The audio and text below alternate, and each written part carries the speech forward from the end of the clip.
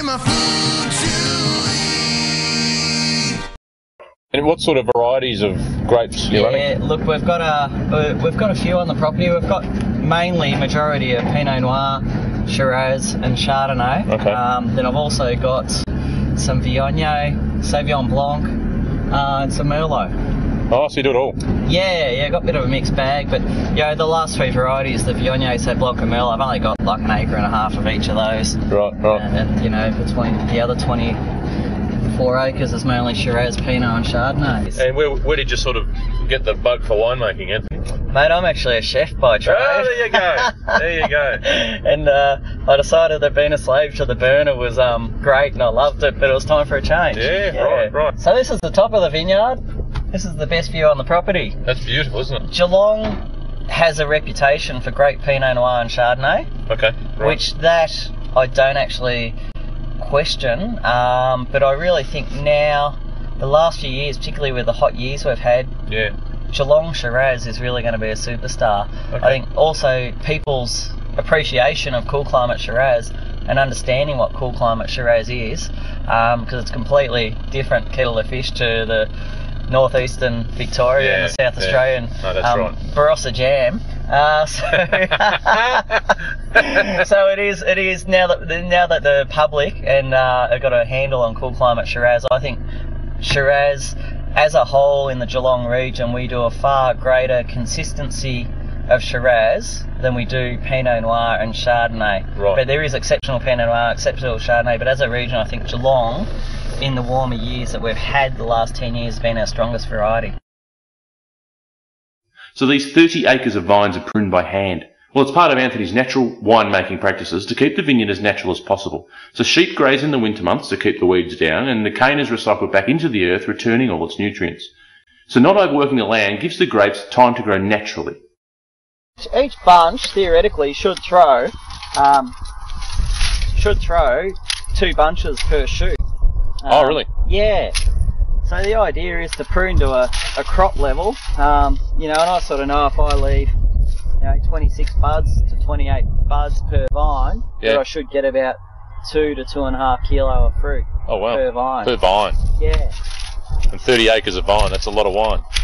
So you're just twisting him on there, holding him on? Yeah, so I'm cutting this to 12 buds. Okay, right. Oh, 12 buds up this thing there? Yeah, 12 buds on the stem? cane. Yep. And then that just gets wrapped onto the wire. You'll see these wires, these are to help the canopy keep it up nice and straight and tight. Okay. Right. So most of these shoots will throw a shoot, but then just out of, they just generally grow fairly upright. Oh, okay, right. Yeah. Right. So that actually won't extend out anymore. Those shoots will come out. Yeah, shoots will just come out and up. Okay. But as the shoots sort of grow, you lift the wires up to about there, bring the wire up on the other side. It just keeps all the shoots nice and vertical. Right. And then as they grow up more, you lift it up to the next one, and then we've got another wire here. So what we get is a big vertical canopy of green, and then our grapes will be nestled in amongst it.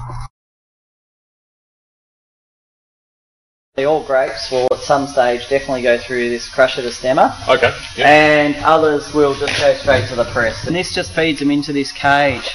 Now what it actually does is knocks the berries off the stalks, and the stalks then get fired out the end here. So open it up and have a look. Excuse the bit. Like some sort of machine gun. Yeah. Great. Yeah, so these feeders rotate at high speed. Yep. The berries get knocked off, the stalks get worked through to the end, and the berries drop through. Okay. And I have a must pump set up under here. Right. This machine here behind us. Yes. Now, depending on what's happening, sometimes I'll break the skins and crush the grapes. Other times I try and keep as many whole berries as I can. Most of the time I try and keep as many whole berries as I can. Okay. Yeah, so basically if it's white grapes, then they actually get pumped from the must pump straight into the press. Now this is an airbag press. Airbag press. Yeah, look, this will actually hold about close to 4 tonne of crushed grapes. Wow. When I told the technician I put 4 tonne in it, he almost fell over. But you can squeeze 4 tonne in there. Yeah, so this just works on a principle where we've actually got a big door which is downwards at the moment. Yeah. The grapes are fed into it, and then you can see these bars here sit over on the inside of the press. There's a series of channels, and they sit over the channel, and the airbag inflates, squeezes all the grapes, squeezes the juice out, and the juice just runs out through these screens. Take out any impurities that might happen to come through. Yeah, just any skins, seeds, stems, bits and bobs that come through. So basically what we're then getting is fresh juice falling into this tray here. Okay. Once it hits the tray, white wine will generally go to a tank. Now the white wine tanks are generally the ones with the lids on them. Right.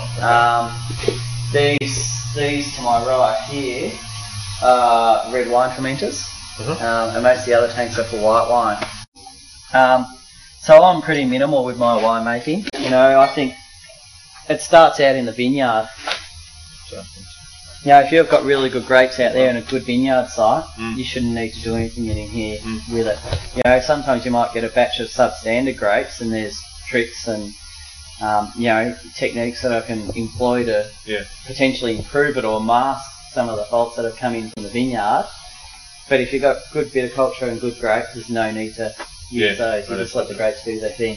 And then it'll come from the tank into the barrels, where it'll ferment in the barrels. And what are these made out of traditionally? These are all oak. Oak? Yep. Two different species, types of oak. You've got French and American. Okay. Does that change the quality of the wine or the taste of the wine? Yeah, it does. Okay. Yeah. Look, it's quite amazing. Oak's something that, just through experience, I'm starting to appreciate a lot more. Yeah. A lot of wineries just throw masses of new oak at wine, and generally you can end up making poor wine. Yeah. So you can use your oak smartly and understand your oak, and your wines are a lot better for it. Oh. So look, the main difference is, one, the American oak obviously comes from North America. The North American oak trees mature in 25 years, where they're at a point to be able to cut the barrels. Right. The French oak takes 70 years. So this excellent little machine bottles up to 1,200 bottles an hour. So the bottles first go through the rinser, where they're blasted with 75-degree hot water, followed quickly by a blast of air to remove any excess water. Then they travel along to the filling head, where the inside of the bottles is filled with nitrogen to remove the air. So the wine is filled into the bottle, and the remaining gas rests on top of the wine to give it a completely air-free environment to mature. Then off they shoot to the capper and finally the labeler, where they're packed and ready for maturing and distribution. Whew! It's 180 metres from the east to the western end of the block. Okay. Yeah. The eastern end of the block, we have about 20 centimetres of black basalt, and then we hit a limestone clay. Right. Marl. Okay. Yeah. And then as you come across to the west, the black basalt just gets deeper and deeper and deeper, and the limestone gets deeper. So on the western edge of the block, we've got 1.8 metres of this beautiful black volcanic basalt, and then you hit the limestone. And does that obviously plays a big impact in the taste of your wine? Yeah. Wow. It's surprising. 180 metres, yeah. Okay. Action. Head back to the winery. Anthony's going to show us something really special. Look at these beauties. Look at that. 500 litre goon bags. Dream. Love it. All we need is a hose each and we'll be fine. See you next week. That's funny.